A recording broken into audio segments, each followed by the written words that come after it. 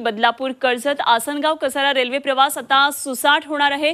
संपूर्ण लोकल वाहतूक आता स्वतंत्र ट्रॅकवरून सुरू होणार आहे। पुढच्या 6 वर्षांमध्ये स्वतंत्र मार्गिका सुरू करण्याचे हे उद्दिष्ट आहे आणि राज्य सरकारची मंजुरी मिळताच कामाला गती येणार आहे। मध्य रेल्वेच्या प्रवाशांना ही आनंदाची बातमी आहे। आता बदलापूर कर्जत आणि आसनगाव कसारा प्रवास आणखी वेगात होणार आहे।